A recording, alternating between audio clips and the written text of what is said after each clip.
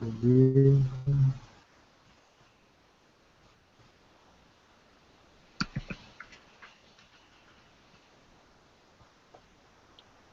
A gente vai ativar os comentários?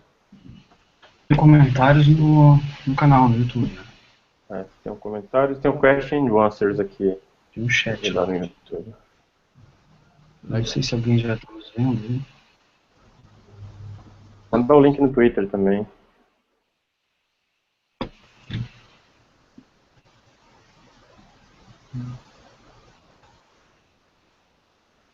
Manda o Twitter de vocês aí pra mim, o usuário do Twitter de vocês pra me marcar lá no link.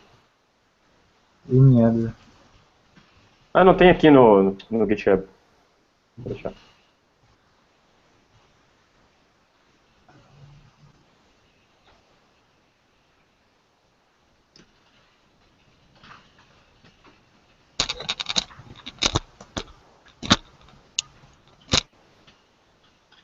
Ô, Nebra, não apareceu aí uma. Não tem um link para compartilhar? Ô, Tem. É, só passar aqui.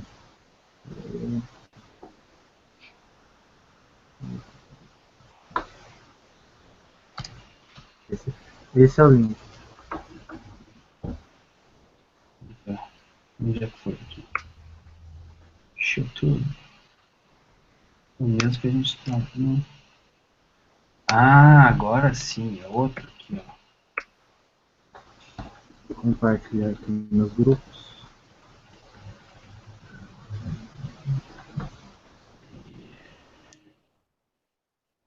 Bate-papo está desativado. Pois é, cara, alguma coisa aconteceu que na hora de. Eita, não consegui mandar.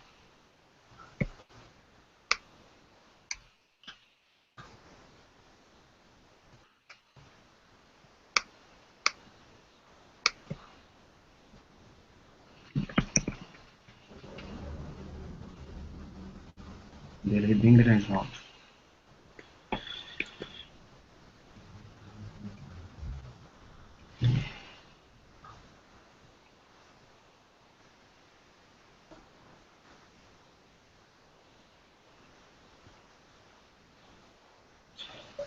Ô, Neber, entra lá na página antiga do YouTube e cola esse link lá nos comentários. Beleza. Porque tá todo mundo na página antiga, que não tem nada, tá preto. Mas esse link novo tá rolando aí. Uai, a transmissão. Ah, é outro vídeo? É Então eu outro. compartilhei errado. A gente iniciou um novo do zero. É, Tem que ativar comentários também.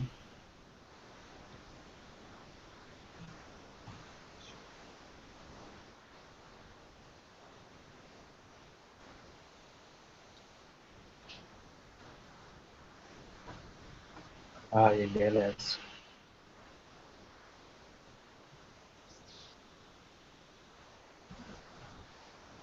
Coloca no comentário também, porque daí já fica pra ficar gravado.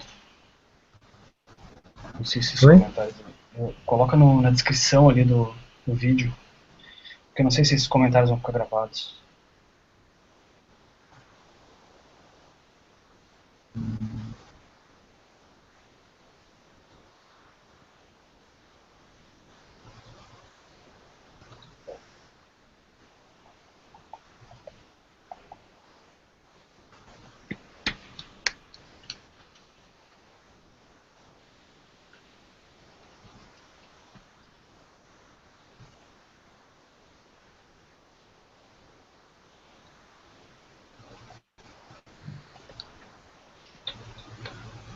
criar uma hashtag para Twitter ou não? Você? Primeiro vamos botar no ar, né? É. Ó, põe aí no É. Twitter já o link do original, Eu já mandei agora, marquei vocês lá. Vocês retweetarem, compartilharem.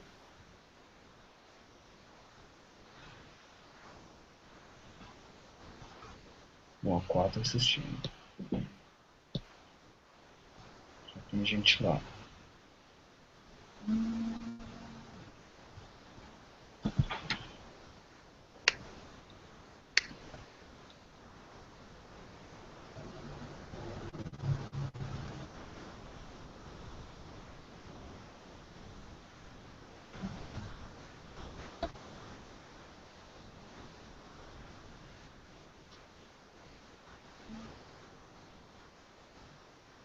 Conseguiu ativar o bate-papo?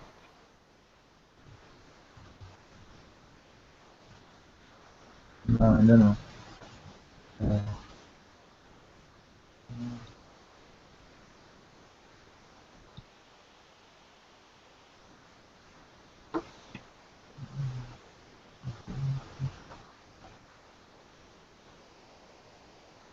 Deve ser nas configurações do próprio YouTube, não? Acho que é. Deixa eu ver aqui. Comentários. Não.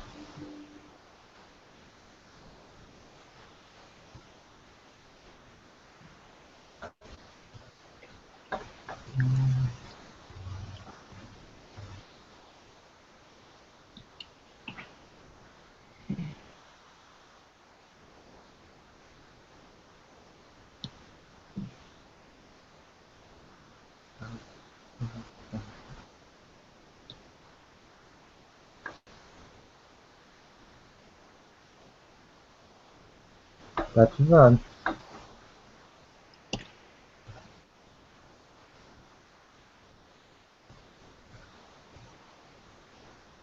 Vocês estão conseguindo comentar aí? Não, aqui pra mim ainda tá desativado. O YouTube desativado. Deixa eu carregar a página do YouTube pra ver.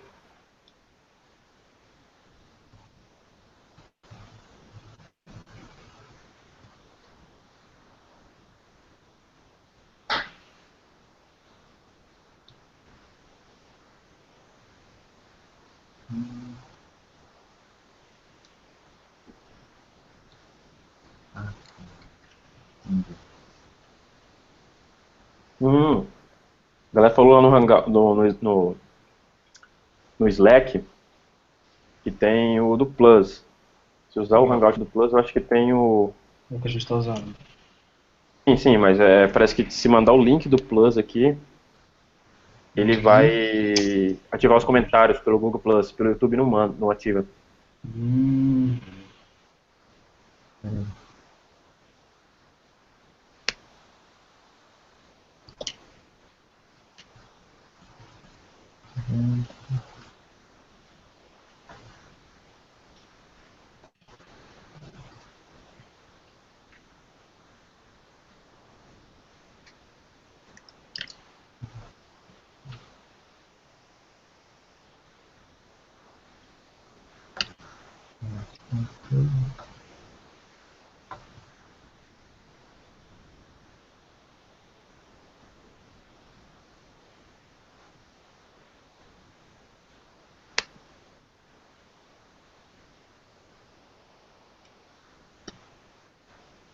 Onde você sabe, alguém sabe como é, onde fica os. Tô perguntando. Vai em plus.google.com/hangouts/onair e vai ter o teu vídeo ali. Eu acho que é. Só você que pode fazer isso. Bom, só. Quem criou, acho. Aqui, acho. Chat aqui. Vou colocar o link pra ti aqui no chat.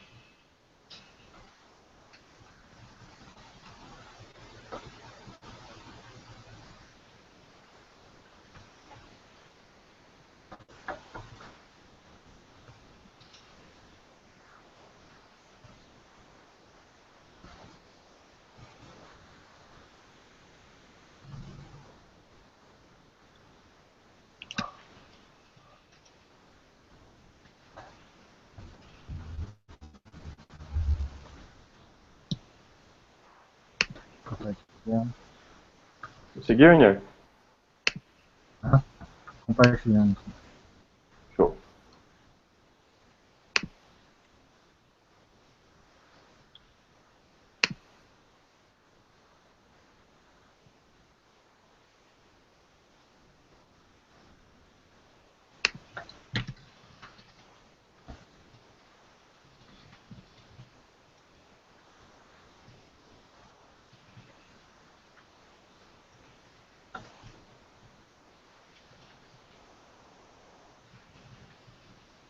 É.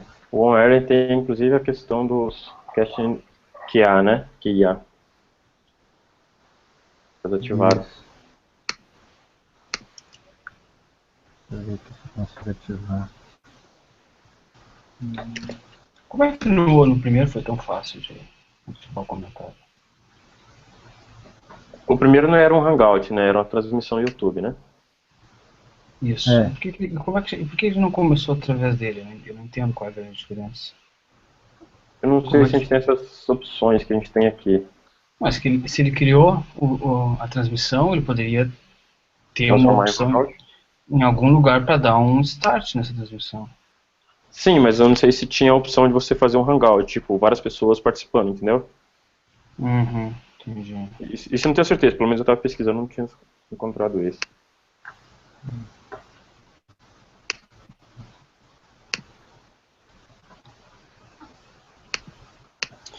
Cara, eu acho que vamos sem chat mesmo. Já tá 19 minutos aqui. Aí, enquanto- Vamos usar o chat lá do outro também, do outro vídeo. Pode passar isso aí. Se entrar a pergunta, a gente pega por lá. o Akamudi lá no Slack falou lá, o Nieber, no OnAir tem dois links pelo Plus, né? Um para convidados e outro para quem está transmitindo. Então vocês podem mandar o link do Hangout mesmo para a galera, só que é o link de convidado. No caso, qual que é? Tem que ver.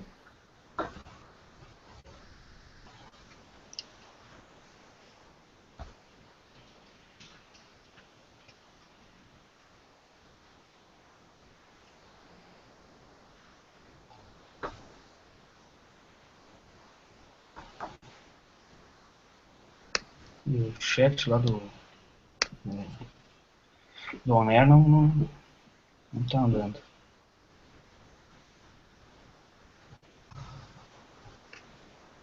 Pra gravar, ele vai gravar automático ou não? Ele tem a opção na configuração dele aí também, do OnAir. Você pode falar se é para gravar automático ou não. Tipo assim, se ele vai estar disponível depois da gravação, lá no YouTube. Ou se ele vai ficar privado. Mas a gravação fica de todo modo. Ah, tá.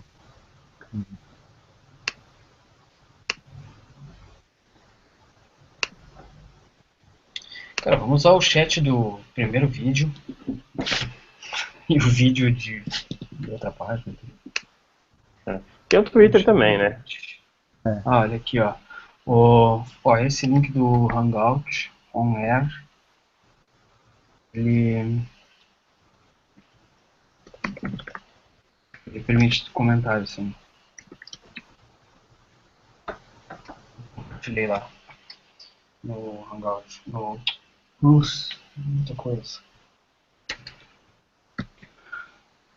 E tu consegue acessar essa URL aqui se ele cai lá no evento. Ah, o evento tá aqui. Compartilhar. O evento foi compartilhado já, né? Sim, a galera já está acompanhando já. Ah, beleza.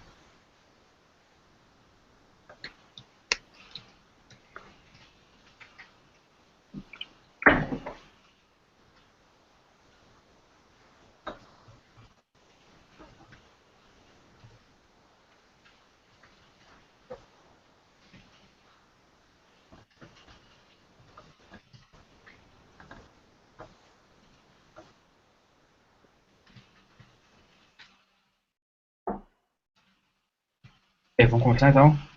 Bom, parece que esse link que você mandou do Plus aí funciona. E tem Pelo menos, comentários, né? deixa eu ver aqui. Vou abrir certinho.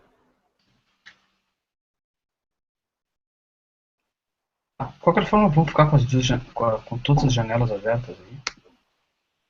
Com a do vídeo antigo, que tem o chat, com a do vídeo novo, que tem a transmissão, e com a do Hangout, que tem comentários. Começar então? Vamos. Depois a gente edita e corta esse lixo aí, né? Isso.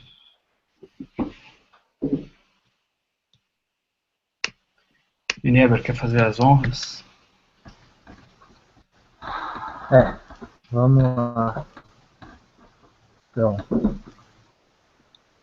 já tem 11 espectadores.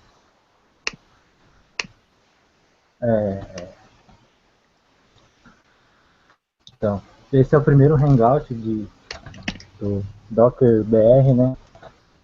Comunidade já existe até um tempo, né? Miranda. Miranda pode confirmar, o Daniel também. Comunidade no Slack já existe há algum tempo, outras comunidades, outros lugares. Só que a gente nunca tinha marcado nada, né? Então, daí em diante, começou a conversar, ter uma ideia de fazer um primeiro hangout. Tem uma pauta, tal, mas... Pode falar. A comunidade é bem antiga, ela tem mais ou menos 2 anos já, que tem um meetup, né? Já rolou vários meetups já, acho que já estamos no terceiro ou quarto meetup de Docker. Né? Então, o último que rolou foi inclusive lá na TOTS. Legal. Até para... rola alguns eventos locais já em São Paulo, Rio Grande do Sul, no sul do país. Só que um evento online, né, não, faltava, né, um evento online para a galera discutir um pouco, trocar uma ideia, porque até aqui onde que eu moro, por exemplo, fica bem longe para fazer um evento, um meetup e tal. Mas se apresentando, meu nome é Nieber, sou desenvolvedor front-end na MBoss, em Sinop, Mato Grosso. E estamos aí para aprender um pouco mais sobre Docker, né? Miranda, pode Beleza, começar? então, pode ser. Eu sou engenheiro de software lá na Zuc, né? Somos a criadora do AZK, uma ferramenta para Docker. E eu vou falar mais sobre a AZK depois, a gente ainda entra na parte de ferramentas, né? Mas basicamente eu acompanho a comunidade de Docker meio que quase que do início, assim, junto com os fundadores da empresa lá da Zuc. A gente já participou de vários meetups, que a gente está falando, teve alguns eventos de formas um pouco diferentes, eventos de DevOps, de operações mesmo, que a gente já participou bastante também. Participo de algumas outras comunidades também. Então, eu acho que é isso. Próximo aí. Link pro Slack, pode ser? Meu nome é Daniel Romero, mais conhecido como InfoSlack na internet. Eu trabalho como DevOps no Enjoei, no e-commerce Enjoei. Matheus? Eu já vou começar com uma pergunta: o que é o Enjoei? Porque o nome eu achei curioso. Depois acessa aí enjoei.com.br. Não tem nada a ver com medicamentos, né? Não, o Enjoei é uma espécie de... Não é pra grávida também. Quase um brechó online. Legal. Bom, meu nome é Matheus Carúcio. Eu sou desenvolvedor e um dos fundadores da GetUp Cloud, que é uma empresa de plataforma, uma empresa de nuvem, 100% brasileira. Eu sou desenvolvedor desde 1999, 2000, por aí, quando eu comecei a programar. E eu vi a internet nascer, então eu sou velho. Se vocês prestarem atenção na imagem, eu tenho muitos cabelos brancos, tenho barba branca. Mas o Docker para mim é uma coisa nova, tá? É relativamente nova. Quem não percebeu ainda pelo sotaque, eu sou do Sul, eu moro em Porto Alegre. A empresa foi fundada aqui, mas hoje ela roda praticamente 100% em São Paulo. Tá? Existe um sócio meu que mora em Buenos Aires, um outro sócio está em São Paulo, eu fico aqui e a gente tem pessoal de operação em São Paulo também. Eu conheci o Docker pelo Twitter. Na época, a GetUp Cloud era uma empresa nova ainda. apesar de ainda ser, ela era muito mais nova, recente, a gente tinha lançado, eu trabalhava no Terra, que é um portal de notícias muito forte aqui no Sul, e acredito que no Brasil ainda. Eu era desenvolvedor back-end lá, eu trabalhava com C, comecei a desenvolver em Python e comecei a me interessar por como melhorar o processo de deploy da capa do site do Terra, que recebia 800 mil requisições por minuto, o que na época era um troço astronômico. Assim. E sem saber, eu estava tentando reinventar o DevOps. Eu não sabia que existiam essas coisas. Então, eu estava tentando criar uma ferramenta usando um sistema de Git. Eles usavam SVN na época, eu queria migrar tudo para Git. Escrevi coisas com Jenkins e comecei a montar todo um fluxo que o cara fazia um commit, fazia um push e pum, caía em produção. Então, todo esse fluxo eu não sabia que existia e comecei a trabalhar nisso. Eu fiquei acho que 2 meses fazendo isso, sem meus chefes saber, e minha produtividade foi lá embaixo, mas eu estava fazendo uma coisa que eu gostava. Aí um amigo me chamou para trabalhar, vamos fundar uma empresa e tal, de não sabe muito bem o que é, mas é de hospedagem, tá? Vamos lá. E a empresa seguiu esse caminho. Então a gente investigou bastante ferramenta de mercado, encontramos uma ferramenta chamada OpenShift, que na época era algo, não existia nenhum repositório Git, mas hoje já é uma ferramenta conhecida. O OpenShift tinha sido comprado pela Red Hat, era de uma empresa pequena que foi comprada. Eles mudaram tudo, pegaram algumas ideias e lançaram esse produto open source chamado OpenShift Origin. Qualquer um vai lá, baixa o repositório, gera RPM ou baixa RPMs, instala na sua infraestrutura e tem uma plataforma, que nada mais é do que uma camada em cima da virtualização de máquinas, da infraestrutura como serviço. Tá? A Amazon é a infraestrutura. O Heroku é uma plataforma. Foi o Heroku que inventou esse conceito. Então, o OpenShift é uma alternativa open, como o nome já diz, e que está sendo bastante difundido. Hoje, a gente está focando numa nova versão, que é o OpenShift Orange versão 3, que utiliza, na verdade, é uma junção de 2 projetos. O Docker, que roda a instância das aplicações, dos serviços, roda até partes do próprio sistema, do próprio OpenShift, junto com outra ferramenta que chama-se Kubernetes, desenvolvida pelo Google, para rodar containers. O Docker é muito novo, então existem muitas ferramentas de containers e coisas que já existiam antes, que depois se tirou essa camada de container proprietário e se colocou o Docker. Foi mais ou menos o que aconteceu com o Kubernetes.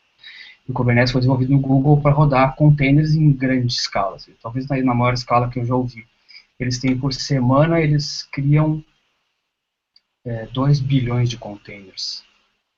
É um número bem impressionante. 2 bilhões por semana é difícil a gente ter por exemplo, 2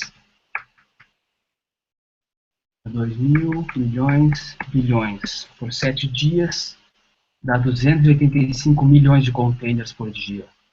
24 horas, 11 milhões e 900 containers por hora. Minuto, 198 mil containers por minuto eles criam dentro da rede do Google, utilizando esse cara, o Kubernetes. Então, são projetos que são maduros, relativamente maduros, tá? que já estão provados, que funcionam, e que estão combinando nessa ferramenta chamada OpenShift versão 3, que tem um monte de outras coisas, não é só containers de orquestração. Eu obviamente já estendi a minha apresentação e já comecei a falar, porque como eu fui o último, né, peguei esse gancho. Tá? Como eu disse, eu não tenho um conhecimento profundo de Docker como o pessoal que está aqui comigo no Hangout, e eu também vou fazer perguntas. Obviamente eu vou fazer perguntas, né? Mas eu vou perguntar primeiro pelo chat para dar tempo de pensar. Não sei se alguém gostaria de puxar algum assunto específico. Eu acho que o ideal, assim, eu acho que esse tipo de Hangout atrai mais as pessoas que já ouviram falar e não sabem o que é.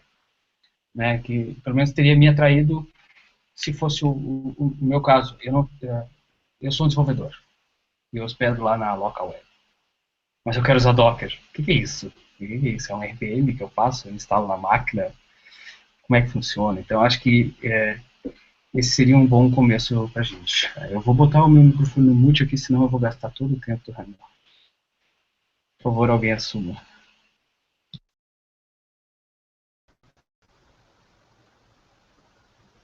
Miranda, quer começar? Você que já trabalha com a empresa e tal. Pode ser, né? Bom, basicamente o Docker é uma forma de containerização de aplicações, né? Muita gente confunde Docker com máquina virtual, mas é diferente. Você vai utilizar Docker, você pode criar basicamente um sistema operacional rodando em cima de outros. Uma coisa, por exemplo, que não é possível com a virtualização. O Docker é muito interessante por causa que ele diminui, você consegue fazer basicamente a mesma coisa que com a máquina virtual, só que sem o custo da máquina virtual. Isso é uma das coisas legais dele, porque ele está se popularizando tanto, porque hoje o custo de infraestrutura é extremamente grande, né? Tipo, as empresas estão tendo problemas com poder avançar em hardware, para poder avançar em aumentar data center, refrigeração e outras coisas. Quando você consegue diminuir o custo de processamento, de armazenamento, de várias outras coisas, você consegue fazer mais com menos, basicamente. Né? Acho que seria mais ou menos isso, uma forma de resumir um pouco a aplicação de Docker, por que ele está se popularizando tanto, né? Por que ele está ganhando bastante mercado. Porque, por exemplo, você consegue subir centenas de containers na sua máquina, como cada container é basicamente um processo, né? Agora tenta subir centenas ou seja, dezenas de máquina virtual na sua máquina, que não vai ser possível. Quer falar um pouco aí, InfoSlack, já que você, inclusive, tem um livro e fala um pouco, inclusive, do contexto do seu livro e tudo mais. Então, o livro é mais focado para quem não conhece nada de containers, nem Docker, nem nada do tipo. Eu faço uma breve comparação lá, incluindo essa que você citou, de máquinas virtuais com containers, justamente para separar, né, as coisas, porque muita gente confunde, container é virtualização, é parecido, é a mesma coisa, e no final das contas não é. Uma vez que container trabalha com processos e VM você está levantando um kernel inteiro, um sistema operacional inteiro para isolar a sua aplicação no final, somente. Então, esse tipo de coisa que eu abordo no livro, eu trabalho também lá com alguns exemplos, fazendo deploy, né, de aplicações, utilizando em ambiente de desenvolvimento, levando para a produção passo a passo. Então, eu vou vou percorrendo um caminho bem manual, bem para iniciante mesmo. Então, não espere, o cara, sei lá, vai fazer um cluster com Docker Swarm, vai sair criando máquinas com Docker Machine. Cara, hoje o âmbito, né, que cerca o Docker e a palavra container tá bem vasto, tem muita opção, tem muita coisa, eu acho que acaba complicando um pouco para quem não tem uma base ainda sobre essa ideia de virtualização e containerização. Né? Então é mais ou menos por aí que eu vou pegando lá no livro. Qual o nome do livro? Cara, Containers com Docker. Eu fui pela Casa do Código. Deixa eu ver se eu consigo mostrar aqui. Consegue o link aí depois que a gente e posta lá no chat. Ok, qual é o chat que eu posto? Vou postar bem aqui no chat do... Põe no nosso aqui que daí eu copio. Eu gosto de explicar assim containers de uma forma mais dia a dia, mais prática.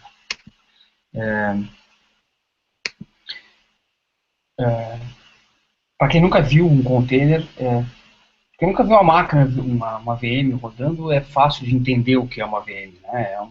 É um software que simula uma máquina de verdade e roda um código. Lá dentro tem um kernel, dentro tem as aplicações e tal. Isso aí, óbvio, tem um isolamento. Cada processo que roda uma máquina virtual está completamente isolado dos processos que rodam outras máquinas virtuais e das aplicações que eu tenho na minha máquina, o navegador, o terminal e tal. E o container, ele tira um pedaço dessa pilha de coisas aí. Né? O container, a gente tem um kernel só. É o kernel da máquina. E esse kernel, ele consegue isolar processos. Tá? O que é isolar processos? Se eu vou na máquina e faço um PS, como root, ou PSX, alguma coisa assim, eu vejo todos os processos da máquina. Se eu estou dentro de um container e eu faço a mesma coisa, eu tenho apenas os processos que pertencem àquele container. Container nada mais é do que uma forma de isolar recursos da máquina. A ideia é exatamente essa, pegar a lista de processos e mostrar para um determinado processo, que é o, sei lá, o Apache da aplicação do usuário, que ele está praticamente sozinho nessa máquina, ele é o processo 1. Tá? E aí vai ter um outro Apache, ou um outro Ruby, ou outro qualquer coisa que vai achar que está sozinho. Tá? Então existe toda essa ideia, esse conceito, né? Não em termos de implementação, mas o conceito é um container é uma forma de enganar um processo para que ele ache que ele tem a máquina toda para ele. Ele não sabe que ele está no container. Tá? E essa para mim, pelo menos, pela experiência que eu tenho conversando com as pessoas, é uma forma simples. Então, o cara que é desenvolvedor acaba entendendo melhor nesses termos. Né? Se usa muito termo muito abstrato, assim, um LXC, um namespace, e as coisas ficam longe assim do dia a dia. Tá? O que vocês acham, então? Eu acho que o Docker veio para abrir o caminho, né? Mostrando facilidade, pelo menos para você trabalhar com container, para criar com eles e tudo mais. Mas container não se resume só a Docker, né? Eu estava até conversando ontem com o Git sobre isso e a gente chegou num ponto que ambos concordamos que o Docker não é a melhor implementação de container, né? Tem muitas outras opções. São pouco vistas, pouco testadas e muito pouco faladas. Precisa nem abrir espaço, nem nada, nem concorrência, nem nada do tipo, né? Mas a galera precisa pesquisar também um pouco mais. Se eu não me engano, é no OpenBSD que está sendo desenvolvido um mecanismo de container que bloqueia system calls. Então o cara não consegue. Como é que é o nome? A galera do BSD, eles têm o Jail, o projeto Jail, que já trabalha mais ou menos com essa ideia de container desde 98. Então, mas não é isso. No OpenBSD é algo novo. Né? Cara, agora me fugiu a palavra. Se eu soubesse que eu tinha entrado nesse assunto, eu teria pesquisado antes. Mas é que a ideia é isolar o processo, impedir que ele execute determinadas operações. Por exemplo, ele não pode abrir um arquivo num diretório tal. Ele não pode alocar mais memória através dessa system call que ele é permitido. Então, ele não pode executar essa system call. Ele só pode executar tal system call depois de tal system call. Então, tem um monte de regrinhas que... É uma forma diferente de containerizar a aplicação dos processos. Miranda? Assim, agregando o que o Daniel estava falando, existem... O Docker em si é a forma de containerização que popularizou. Ele é uma das que foi implementada de uma forma mais amigável para o usuário. Então, as pessoas conseguem usar ele, conseguem trabalhar com ele no dia a dia. Você vai usar o LXC, que o Docker não é só LXC, né? Tem um libcontainer, tem várias outras coisas, inclusive questão de gerenciamento de arquivos e umas camadas muito fodas, né? E o sistema de jails e tal. Existem várias formas de fazer isso, né? Só que o Docker foi o cara que popularizou. Ele é o cara que a galera tá usando tá começando a usar em prod agora, né?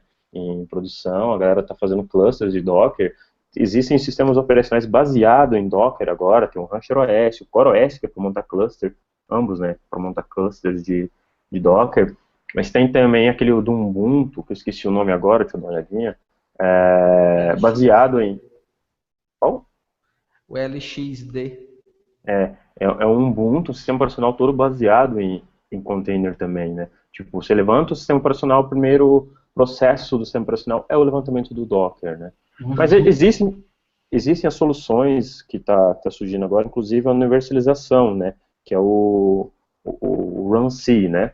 Que é universalização da implementação de containers, né? Por exemplo, o Docker implementou o libcontainer, e agora várias outras empresas, que nem o Google, tinham uma própria implementação de container antiga pra caralho. A infraestrutura do Google sempre baseada em containers, né? Acho que a Microsoft tinha a própria implementação, estava criando a própria implementação de containers também, e agora está tudo sendo mergeada, né, universalizada no RunC, né? Sim. E existem outras ferramentas também que... Quando se fala em implementação de container, o que é especificamente? É uma API de conversa entre um cliente e o servidor do container? Entre o processo daemon do Docker e System Call de sistema operacional? Onde é que está essa padronização? Em que nível ela está? Basicamente, essa implementação de container que ele está citando aí, ela se resume a operar bem, a nível de kernel, os cgroups e os namespaces, né, isolando os processos. Então, o RunC, pelo menos, cara, o que eu vi é fantástico. Um negócio ultra rápido, mas, por enquanto, nem um pouco amigável, né? Outras implementações, cara, eu acho que todas elas se baseiam nisso, em manipular namespace e cgroups. o Hyper também, né? Mas é um processo user space, na verdade. É uma API para os cgroups e para namespace. Eu vejo dessa forma, né? Assim, a maioria das implementações, elas vão sempre trabalhar em cima desses caras. Uhum. Assim, tem coisas, mais detalhes, né? Mas de forma resumida é isso, né? É porque os outros detalhes já entram muito a nível de kernel. Exato, né? Existe um cara bacana que a gente tem olhado há algum tempo, que está surgindo aí, que é o Hyper, né? Hyper.sh, que é o Hypervisor Agnostic Docker Engine, né? Ele é uma implementação de containers baseado em Docker, mas ele fala que a ideia do Hyper é fazer o melhor uso entre containers e máquina virtual, né? Por exemplo, ele não dispensa uma máquina virtual, só que ele faz o uso de... como se tivesse... as máquinas virtuais como se fosse containers, basicamente, né? Então eles conseguem uma performance muito maior do que você utilizar uma máquina virtual que é utilizada hoje em dia em data centers, usada pelo OpenStack, por outros caras assim, né? Eu vou mandar o link também lá nos comentários. Então, falando um pouquinho também, eu vejo como o meu lado meio leigo do assunto, né? Eu comecei a estudar tem alguns meses sobre Docker, e eu vejo Docker como se fosse um micro sistema operacional, que ao invés de ele ter uma interface toda bonitinha, ter algo todo implementado para você usar, ele vai só rodar os, os processos para conseguir conversar com o hardware, né? Me corrija se eu estiver falando alguma besteira. Basicamente isso aí. A ideia é que tu tenha dentro de um container uma aplicação de uso específico, um servidor web, um servidor de arquivos, um banco de dados, e tu, quando for montar uma aplicação que seja mais de um componente, cria um container para cada tipo de serviço específico, um banco, um servidor de arquivos, um cache, alguma coisa, e compõe ela, faz esses containers comunicarem e comunicarem com o exterior.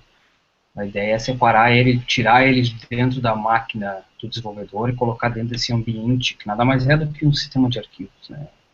Dá para pensar que é um arquivo, é um zip descompactado, tá? A grosso modo. Então, eu crio o meu zip aqui, vou botar aspas aqui, acho que depois os dois que podem dar definições mais técnicas, mas eu crio um zip, eu coloco meu código lá dentro e eu fecho o zip.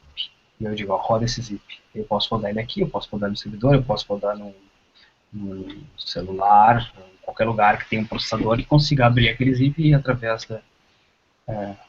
de algum mecanismo, que é o Docker, Abre o zíper e roda essas coisas que estão lá dentro. Então, por isso que eles conseguem rodar. Por isso que se diz que a coisa é portátil.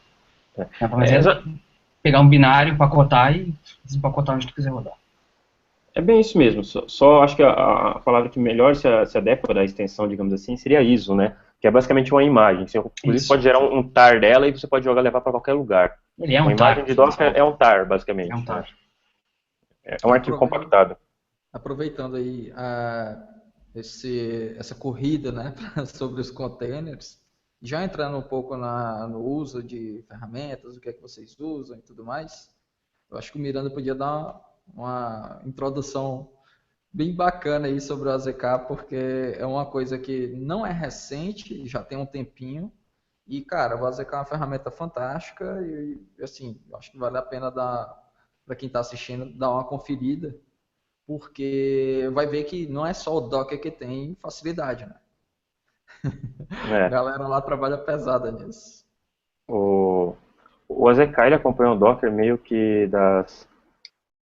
desde as primeiras versões, né? Eu acho que ele era 0.4, um negócio assim. O Nuxley, o Everton, né? Ele sabe direitinho, que é o criador do AZK, né? O pai da criança. Eu meio que preparei uma demozinha aqui bem rápida. A gente já fez para quem já foi nos meetups de Docker, já deve ter visto. Eu vou um pouco, talvez até acelerar para a gente não perder muito tempo com isso. Se alguém pedir, precisar, eu posso voltar e fazer alguma etapa que eles estiverem com dúvida. Deixa eu só compartilhar minha tela aqui. Isso daqui. Bom. Todo mundo está vendo aí? Legal.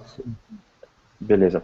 Aqui eu estou no repositório da Azul, que tem um projetinho que a gente usa como exemplo, então por isso está até mesmo o nome dele AZK Demo. E nele aqui, a gente tem um cara novo que a gente criou não tem muito tempo, que é o Run Project, né, o Run Project Button. Basicamente é um botão para você, que nem tem o Heroku Deploy e outras coisas assim, Heroku Button e tal, é para você executar a aplicação na sua máquina, de uma forma extremamente simples. Você só precisa ter o AZK instalado, né? E a gente está fazendo algumas formas para ele até mesmo facilitar o processo de instalação, caso você não tenha ainda. Mas para quem já tem o AZK instalado, você pode, por exemplo, pode copiar o link ou pode arrastar. Você vai colar no terminal. Aqui eu estou na pasta temporária. Deixa eu só aumentar a fonte para ficar mais legível. Né? Eu limpei a tela aqui, mas vou até fazer de novo para ficar mais visível, né? Pega aqui.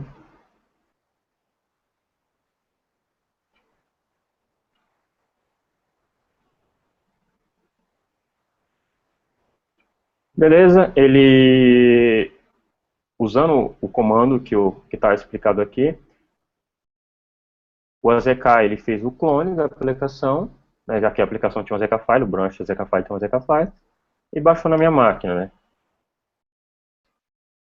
Para entrar aqui, o código da minha aplicação está todo aqui. Um AZK file aqui dentro. Eu vou mostrar ele já já. A gente vai interar sobre ele. Aqui eu abri a aplicação. Como é um exemplo de demo, né, o AZK ele já tem aqui a resolução de DNS, então a gente nem precisa se preocupar com IP e porta. Tem um load balance. Ele é um arquivo de demo, então ele tem umas instruções que você pode seguir aqui. Esse parece que ele já está rodando. Deixa eu só ver aqui se tem alguma outra coisa rodando. Tem alguns outros containers com essa mesma aplicação rodando que está interferindo.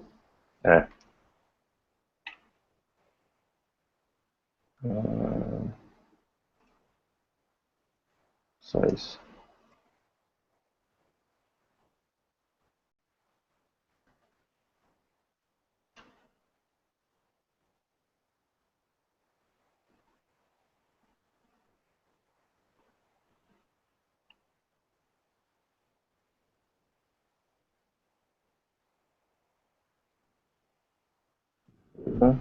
Vamos ver esses containers. O AZK hoje ele utiliza Docker, mas a ideia é que você não precise se preocupar com isso, né? Precisa interar o menos possível com o Docker. Aqui eu tenho um AZK status, ele vai falar que a aplicação está rodando? Não deveria. Tá.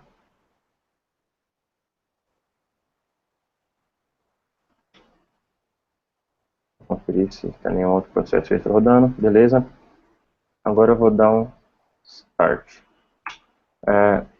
Hoje em dia a gente usa o Docker e a ideia é que a gente vai suportar outros sistemas de containers, né? Pode usar o Hyper, pode usar a máquina virtual, o que for melhor para cada caso. Beleza, aqui ele abriu, acessando aqui de novo a aplicação.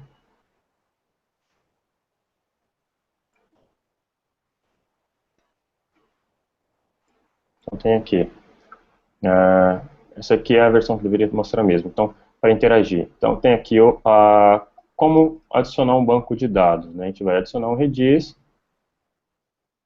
para essa aplicação aqui. Para isso vamos abrir o código.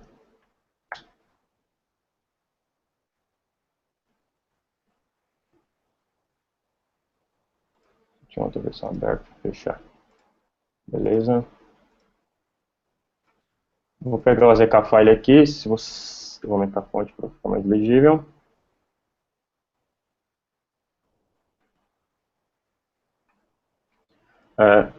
Tem uma pergunta do Henrique aí, o AZK Parameters ainda não, Henrique. A gente está com um plano ainda, mas tem algumas prioridades acima para serem resolvidas ainda. Mas tem uma issue lá no GitHub do AZK, que a gente está, tipo, você vai lá dar um plus one lá para a gente ter ciência da necessidade de a gente priorizar a implementação para o Windows. Beleza, basicamente eu adicionei o sistema de Redis aqui, certo? Tem outras interações para serem feitas. Posso iniciar o serviço de Redis. Eu vou pular direto para o passo aqui de acessar um shell. O shell é um contexto da aplicação. Tá? Ele não é o mesmo container da aplicação. O shell é basicamente um AZK-LAN. Dentro do shell, eu tenho aqui todo o meu projeto. O AZK-File, config e tal. Tudo que foi configurado para ser montado lá dentro, né, que a gente chama de mounts. Tem as coisas que são sincadas e tem os dados que são persistidos. No Mac a gente usa a máquina virtual, então por isso que tem esses mounts aí para poder facilitar a vida. E melhorar a performance também, porque o NFS 3 é problemático. Dentro do container aqui eu vou instalar uma dependência.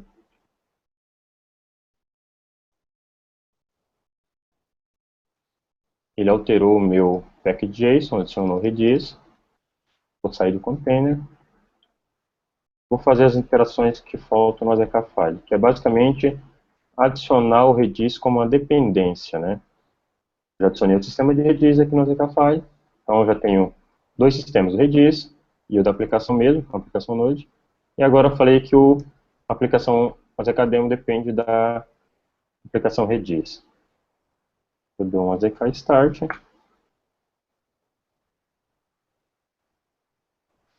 beleza?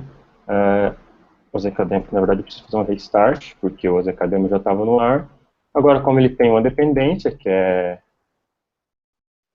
ele vai ter essas variáveis de ambiente imputadas dentro dele, né, como ele se comunica com o banco de dados, está aqui. Vou abrir o navegador, show.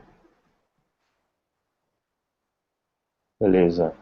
Então tem aqui, o banco de dados já está aqui, então já tem os contadores aqui, ó, rodando. Certo? Já está armazenando o nome de visitas.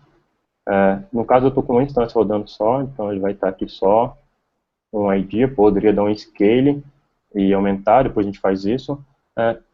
Então beleza, o que eu fiz aqui, se eu olhar, eu já tenho uma aplicação com banco de dados e o que eu fiz foi basicamente adicionar esses sistemas, é um plug and play. A gente usa muito esse conceito na ZK, a gente consegue adicionar várias e várias outras coisas.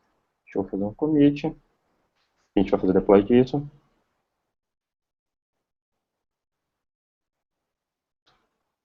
Beleza. Agora vamos fazer um deploy, que é que a galera sempre procura. A gente vai fazer um deploy básico na DigitalOcean, tá? A gente tem uma imagem de Docker aqui, que essa imagem tem configurado nela os scripts de Ansible, tudinho, para poder fazer deploy. Para quem querer ver mais sobre isso, pode acessar docker-deploy DigitalOcean.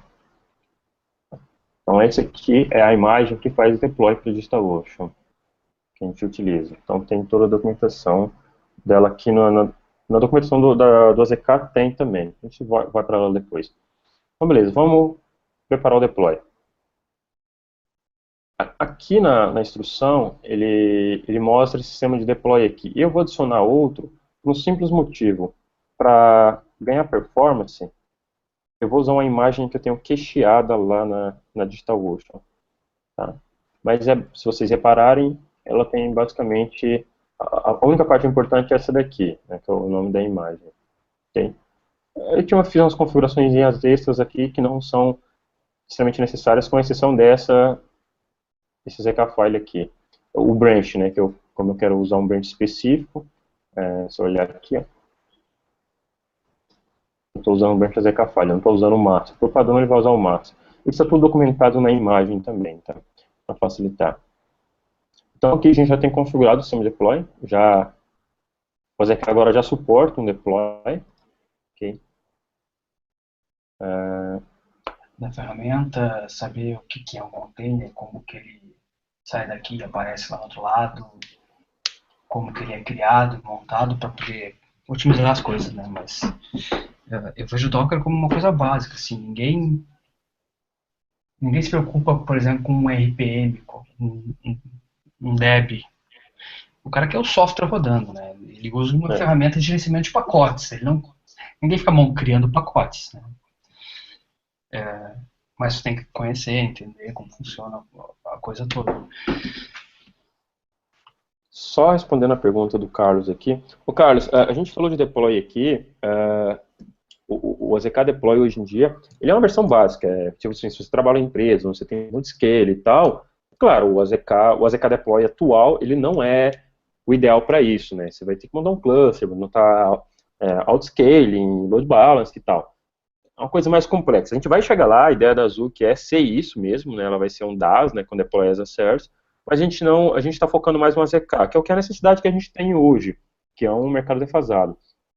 Que é você rodar tipo assim, muita gente faz prod, faz data center, faz PaaS, SaaS, vários AAS, né? Mas ninguém basicamente trabalha bem. Existe, por exemplo, o Vagrant e tal, que é uma das melhores formas hoje você trabalhar, orquestrar seu ambiente de movimento, né? Então, tipo, você pode, sim, separar sua ZK de dev e produção, tá? No próprio AZK você pode criar sistemas diferentes. Nas variáveis de ambiente, olhando a minha tela aqui, na imagem da DigitalOcean aqui no GitHub, ou na documentação do AZK, que eu vou mostrar já, você tem essas configurações, essas porradas de configurações que você pode fazer. Existe esse comando, essa variável de ambiente chamada AZK Restart Command. Você define essa variável de ambiente aqui no seu AZK file, embaixo, por exemplo, eu adiciono ela aqui e coloco aqui, por exemplo, AZK restart com "-r", que no caso é para fazer o reprovision, colocar certo, reprovision, né? E eu falo que eu quero o sistema de prod. Então, lá no deploy, a aplicação que vai ser levantada é a aplicação de prod, e não a aplicação AZK-demo. Mas para isso eu precisaria de adicionar uma nova aplicação aqui, por exemplo, prod. Eu vou fazer um extend dela. Extend do AZK-demo. Certo? E vou falar que as minhas variáveis, eu vou ter as envs aqui, que em termos de lá... Segurei que eu acho que a tela travou, cara. Pra mim tá travado aqui. Travado pro restante, como é que tá aí? Acho que sim. Ah, voltou. Ah, não, perdão, foi mal. Eu tô alterando a outra tela. Tá, deixa eu viajei agora. Beleza, deixa eu mudar aqui, ó. Eu tô copiando para cima aqui o que eu estava fazendo no outro Sublime aqui. É duas telas, que difícil. Então, basicamente é isso aqui, ó. Primeiro, o que eu estava falando antes, adicionar uma variável de ambiente, adicionar uma configuração chamada AZK Restart Command. Definir qual o comando que vai ser executado lá em tempo de produção, né, no caso no deploy, o AZK Restart Reprovision Prod. Então é o sistema prod que vai rodar lá. Adicionei um novo sistema chamado prod, né? Falei que eu quero estender o sistema AZK-demo, então eu vou pegar todas as configurações que tem nele e vou sobrescrever com algumas coisas. Eu falei que aqui a minha env vai ser prod, Então a variável de Node.env vai ser prod. Eu quero que essa aplicação, eu quero que ela limite 1, perdão, limite 0, default 0. O que eu falei? Em termos de desenvolvimento, eu não quero ter que ficar toda hora dando AZK start, AZK demo, AZK start, AZK demo, então AZK restart, AZK demo. Por padrão, a AZK vai pegar aquele sistema como o default. Se você não falar qual sistema que você quer, ele vai executar aquele. Na verdade, ele vai executar todos, né? Só que, como eu falei agora, que o meu sistema de prod, ele não é um sistema scalable, no caso assim, que ele não é para escalar automaticamente, o default dele é 0, se eu der um AZK start aqui, ele vai estar até amarelo, ó. Entendeu? Então, ele não é um sistema que sobe automaticamente local. Ó, o deploy rolou. Certo. E agora eu vou abrir ele. Deixa eu Retornou pegar até aqui. o IP ali da DigitalOcean, né? Para facilitar para você abrir. Bem Então nítido. tá aqui, ó. Minha aplicação está aqui já rodando lá em produção. Eu posso ir lá no meu servidor de domínio agora e configurar o domínio certinho e adiciono no meu AZK file aqui o host domain. Por exemplo, vamos chamar lá demo.azk.io.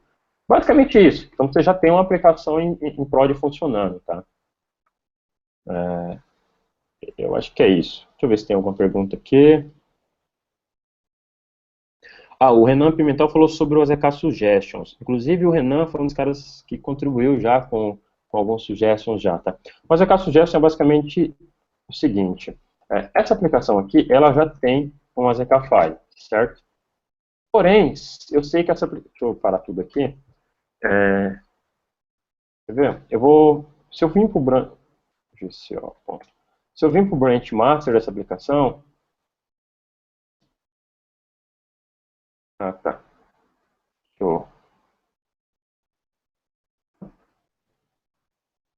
Deixa eu fazer o seguinte, eu vou clonar ela em outro lugar, tá?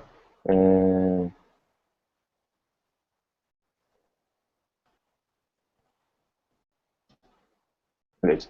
Aqui dentro não tem nada. Eu vou vir aqui para o branch master dessa aplicação. GitHub, ZKDemo.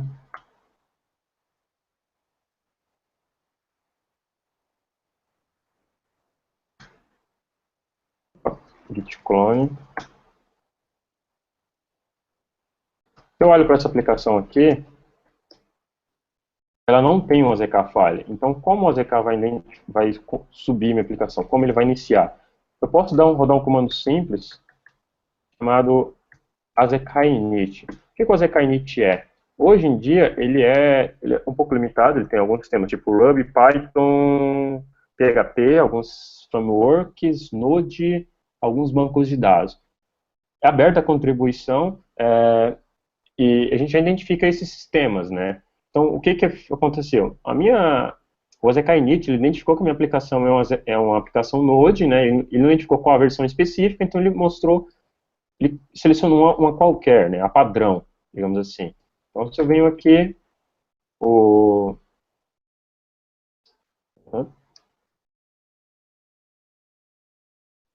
deu fazer file gerado. Então é esse. Tá.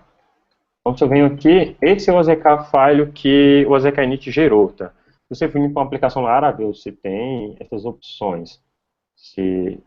Na documentação aqui tem essas coisas, ó. Em português. A gente tem aqui, por exemplo, como você pode começar com a ZK, né? E você pode começar uma aplicação zero. Por exemplo, se você vai trabalhar com a aplicação Laravel, você pode usar essas instruções aqui e utilizar elas. Tem uma ZK file e tudo mais. Okay. Alguma pergunta? Tem uma pergunta mais antiga do Renan Martins Pimentel. O Docker nada mais é do que uma ferramenta que a equipe lá criou para ajudar no gerenciamento de LXC, né? Uhum. Assim, o LXC é uma das coisas que foi utilizada. É muito mais coisa além do LXC, tá?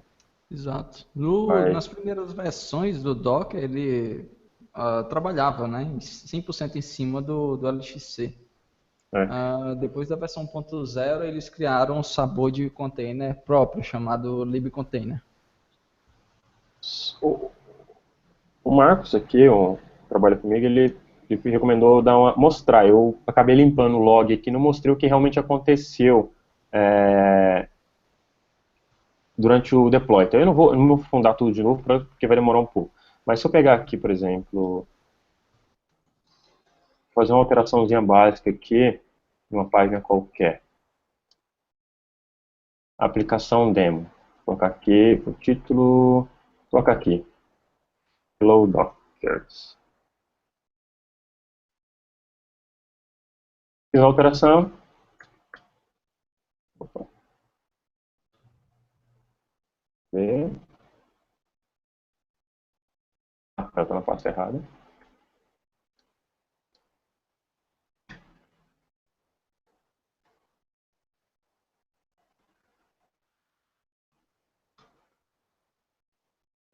Hello Dockers.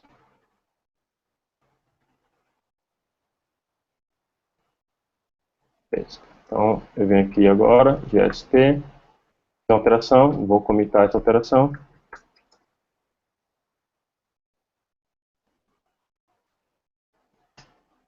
Agora, como eu já executei um deploy, esse deploy aqui vai ser muito mais rápido, porque vai ser basicamente um git push para lá e restartar a aplicação. É o que está acontecendo aí, ó. Mas o primeiro deploy, essa imagem de DigitalOcean, ele vai fazer o seguinte, ele vai criar o droplet, ele vai fazer todo o provisionamento, que é instalar o Docker dentro da máquina, ele vai instalar o AZK, ele vai copiar o código todo, para preparar o Git bar, e copiar o código todinho para lá, configurar os upstart e tudo, e depois vai startar a aplicação. Então, o segundo deploy é muito mais rápido, porque é só um git push e restart da aplicação. Ó. Fez um push, fez um restart. Se eu Bem acessar legal. lá agora, a aplicação está aqui. Ó. Opa, cadê? Vai. Cadê a alteração?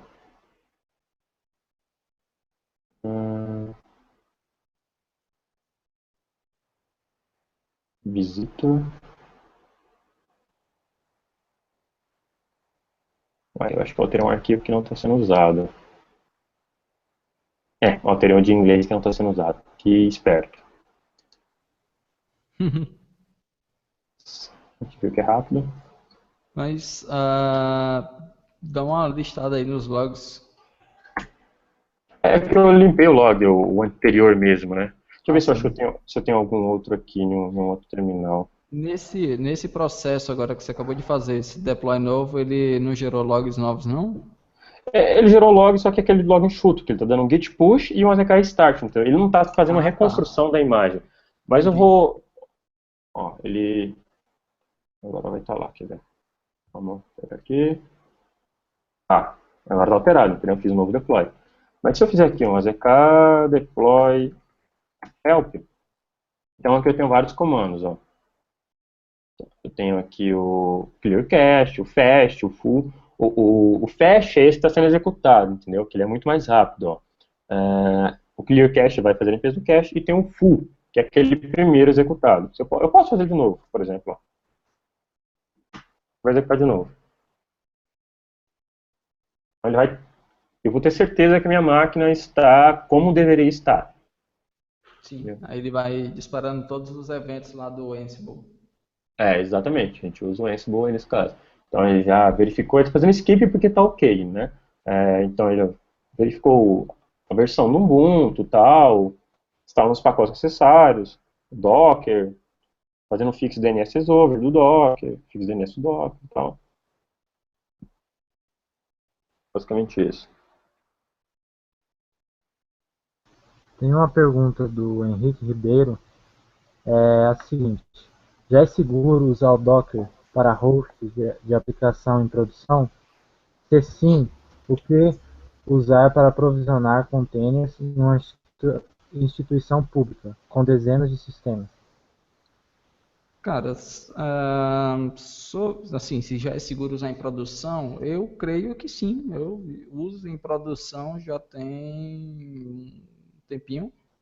Ah, antes da versão.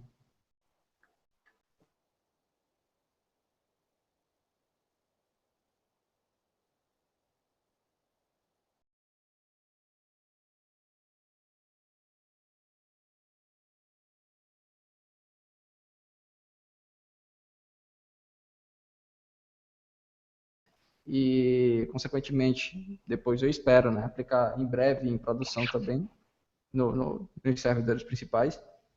Ah, tem outros projetos também que eu já apliquei. Então, assim, é uma infra média e coisa pequena, não é nada muito grande. Mas é tranquilo usar em produção. A única coisa que eu não usaria em produção seria com banco de dados. Eu teria lá uma instância própria com o banco instalada igual a gente faz hoje, normalmente mesmo, sem criar container para isso, por N questões. Em outra oportunidade a gente entra em mais detalhes sobre isso. Mas para aplicação, não vejo problema. No caso da instituição pública, a única coisa que eu teria cuidado seria, como, assim, eu já trabalhei em instituição pública, então eu sei bem como é que é lá. Então, visto que o Docker ter uma conta paga no Docker Registry não seria uma opção, dá para você ter o seu próprio Docker Registry e ter o seu repositório privado dentro da infra da própria instituição. Acho que não seria nenhum problema grande, não. Algum complemento? O problema de banco de dados ele é muito questão de problemas com share de arquivos, né? Que o Docker está penando um pouco com isso. Share de arquivos, não necessariamente share de arquivos, como montagem de arquivos, basicamente. Exato. De forma resumida, é basicamente isso. Claro que o buraco é mais embaixo, mas é bem isso. Esse projeto aqui, para quem viu e tal, aquele botãozinho que tem lá no repositório, que gera essa página aqui, ó, esse botão aqui. Para quem tiver interesse, já tem uns projetos rodando já tem esse botão aqui já no GitHub. Isso já está funcional, a gente está trabalhando na galeria, que está bipolar agora, essa semana, pelo menos a versão simples da galeria, tá? Esse botão aqui, qualquer um pode ter no projeto dele, basta ter uma ZK file e apontar para o branch que tem essa ZK file. Então, para quem quiser já ter esse botãozinho, pode adicionar ele, que nem está aqui nesse projeto, tá? Então, aqui tem, por exemplo, dois projetos, que é o Stringer e o Regex, né? Que também estão com a ZK file rodando já. A gente poderia executar esses caras aqui, né? Eu não vou entrar nesse mérito agora, até porque não tomar muito tempo das outras coisas que a gente tem que conversar, que são bastantes. Que a galera que querer perguntar mais coisas, podem perguntar diretamente para mim, podem perguntar depois, podem testar, várias outras coisas que vocês acharem melhor aí. Ou a gente deixa para o final. Aproveitando já que você estava mostrando isso tudo aí, cara, já tinha uma questão até bem interessante sobre contribuição. Assim, eu nunca contribuí para o Docker, mas, digamos, comecei a mexer com a AZK, vi que tem uma comunidade forte, vi que tem a galera aqui do Brasil, então, sei lá, estou usando a ferramenta e resolvi que eu quero contribuir de alguma forma. Seja escrevendo alguma coisa para documentação, seja, sei lá, algum bug que eu encontrei e eu consegui corrigir e eu quero submeter para a equipe. Como é que eu faria isso? Para o AZK, eu tenho até anotado aqui uns links para facilitar um pouco a coisa. A gente tem as partes na documentação de contribuinte, né? Como contribuir para o AZK. Cadê? Contribuindo, está aqui, ó. Então aqui tem formas de contribuir, a gente vai ter dar uma atualizada nisso aqui. Então você pode abrir issue no repositório, tá? Uma forma mais fácil, mega simples e que ajuda pra caralho o AZK é dar um start aqui. Vai no GitHub e dá um start. Isso já ajuda bastante a gente consegue ter mais visibilidade por conta disso, certo? Vocês podem abrir eixos, já tem eixos abertas aqui, podem contribuir com o código. Algumas já estão classificadas, a gente está melhorando a questão de classificação delas para falar, essa daqui é fácil, essa daqui é difícil, entendeu? Esse aqui é do nível mediano, entendeu? Várias tentando facilitar a vida, assim, e elas estão ficando um pouco mais bem descritas, que antes não tinha descrição nenhuma, agora já tem, ok? Sim, Pode falar. desculpa, olhando a lista, parece bem simples, então não tem muita complicação. Inicialmente a do Docker eu lembro que era simples também, devido à popularização lá ficou muito complexo, então a galera começou a mandar muita contribuição e, enfim, features em cima de features e foi ficando uma coisa inchada e hoje para você contribuir é bem complicado. É burocrático pra caramba, né? Muito burocrático. Pelo menos o AZK ainda é bem simples, né? Você manda por request, a gente interage sobre ele, faz o rol dos testes, o importante é os testes, e passou, vai embora, entendeu? Basicamente isso, que é assim que funciona o AZK. O AZK, apesar de ser criado pela Zuki, a ideia é que um dia esse projeto ganhe vida própria, entendeu? A comunidade toque ele e não seja, tipo, esteja no guarda-chuva da Zuki em si, entendeu? Seja mantido pela própria comunidade. A ideia do AZK é para ser assim. Então você pode contribuir com issues, por requests, né? Pode testar por requests que estão lá feitos, que um por request para ele ser aceito, ele tem que ter 2 loots good to me. Deixa eu pegar um aqui, por exemplo. Esse aqui é um issue, né? Deixa eu olhar por request.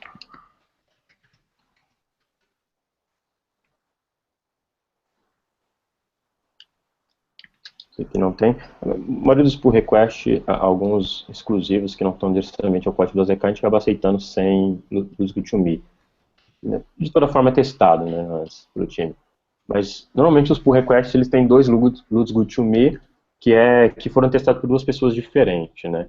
Principalmente muitas vezes com um sistema diferente. Com o AZK ele roda no Mac e no Linux. Testando. Então você pode escrever testes que às vezes não tem. Documentação é uma coisa muito importante também, tá? Muita gente fala assim, eu não contribuí para o código do AZK. Cara, mas você contribuiu com documentação, você já contribuiu tanto quanto, né? Correções de escrita, que a gente comete bastante. Então, isso é uma das formas. Então, existe esse documento aqui, essa lista de coisas aqui na documentação, né? E tem algumas outras coisas anotadas também. A mais importante é o STAR, conversar nas issues lá, sugerindo features, falando como pode ser feito algumas coisas, é muito importante. Okay? Perguntas no Stack Overflow, a gente só tem 4 perguntas lá, porque a gente usa muito o Gitter. Eu vou aqui no repositório, estou passando bem rápido assim, se tiver rápido demais vocês podem avisar que a gente diminui a velocidade. Tá? Então aqui a gente tem um link para o Gitter, né, que é um chat, tem que clicar nele aqui, que é o chat onde vocês podem entrar em contato com a gente e com os outros usuários de AZK. Então, você pode perguntar, tem esse em inglês e tem esse em português. Só interrompendo um pouco, o pessoal aqui tá falando que caiu. Caiu? Ixi. Agora, em que parte que eu parei, né?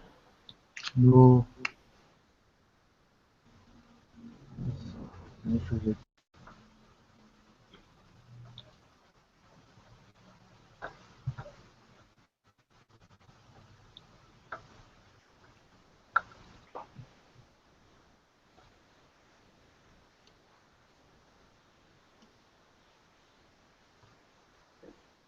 Acho que caiu porque completou 1 hora, ou será que tem essa limitação ou não? Até onde eu sei não tem, tá falando que tá ativo aqui até. Acho que não tem essa limitação, não. Mas o é basicamente isso.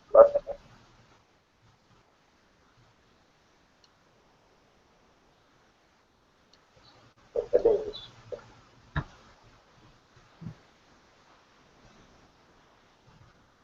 Nossa, tá travado mesmo a minha tela. Eu vou desativar e ativar de novo o share. Screen aqui.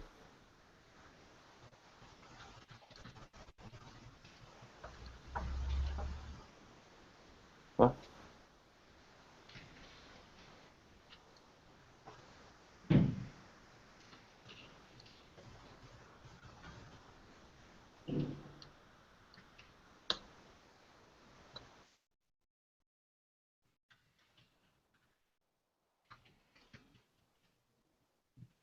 Estranho. Nossa, tá muito estranho. Deixa eu ver se eu desativo o share de arquivo aqui. Share screen. Ah, beleza. Screen to...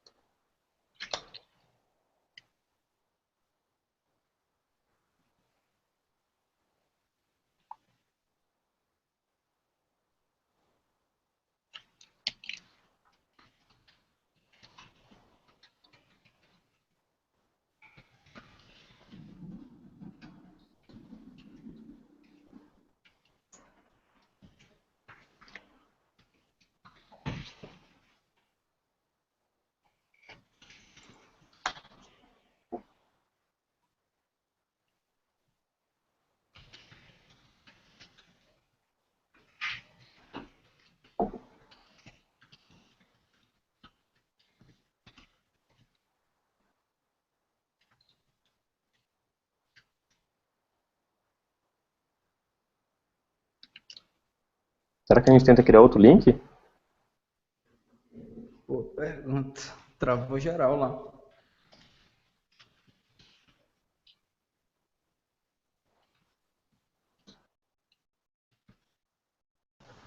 E ele tá dando um delay, voltando sempre na mesma parte que parou. Eu tô vendo a tela aqui na parte onde parou. Tá na parte de galeria ainda, tá mostrando. É, O YouTube tá do ladaço. não faz muito sentido. O engraçado é que a gente tá de boa, né? É, deixa eu só ver aqui. Pois é. Já achou mesmo.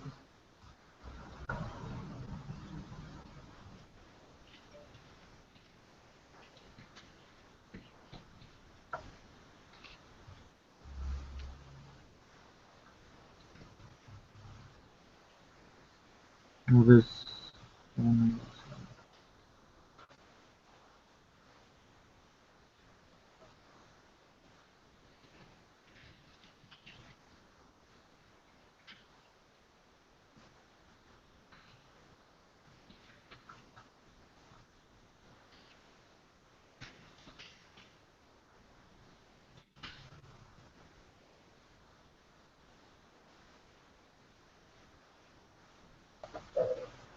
Qual é o sinal que o daemon do Docker envia pro processo para matar ele?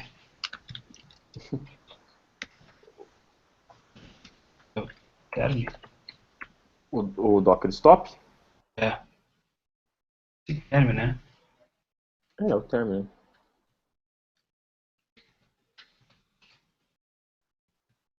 E o que a gente faz agora? A gente corta o link, cria outro. Quando ainda? Acho que vai ter que fazer isso.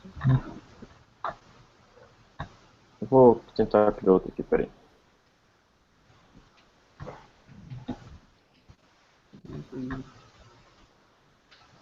Acho que deve ter dado um excesso de gravação. Assim. Estranho que não tem limite de tempo, né?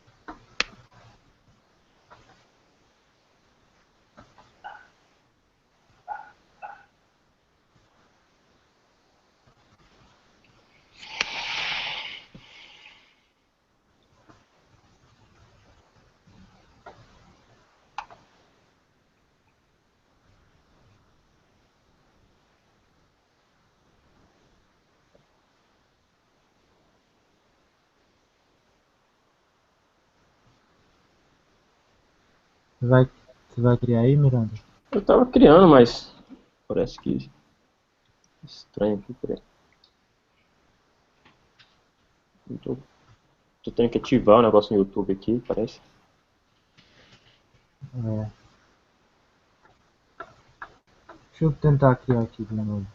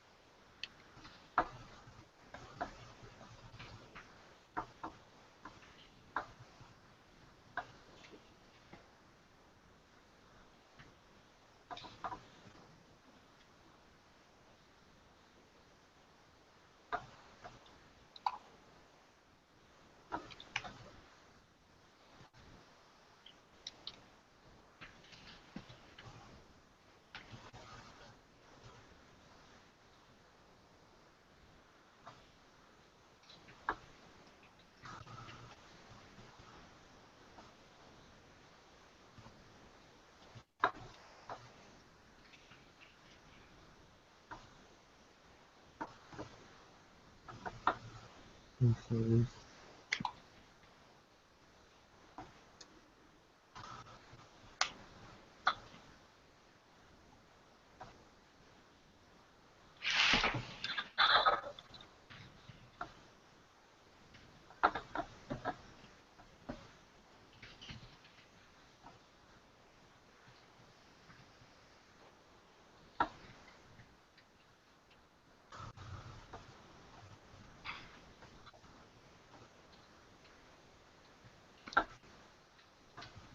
Você tem que ter uma conta no YouTube pra conseguir. Eu tenho conta, só que ele tá pedindo ativação. Faz tanto tempo que eu não interajo com ela que.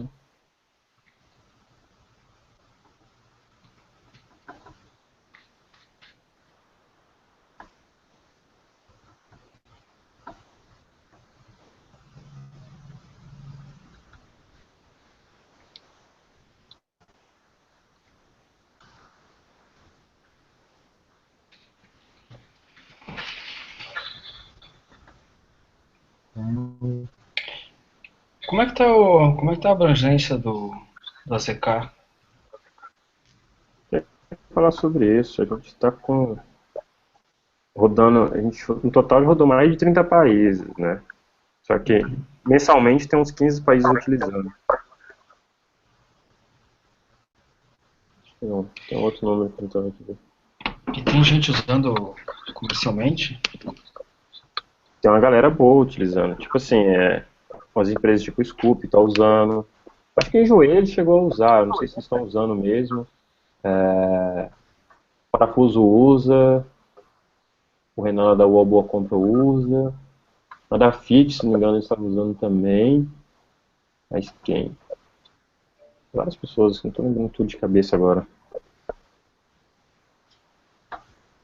Tem umas agências fora do país, né? Que utilizam boa parte da galera. Está rodando mais de 18, 19 mil containers por mês. Nos últimos 30 dias, por exemplo. Ah, galera. Eu não tô conseguindo criar o canal aqui, tá zoadaço. Tava usando um número de telefone que eu nunca vi na vida.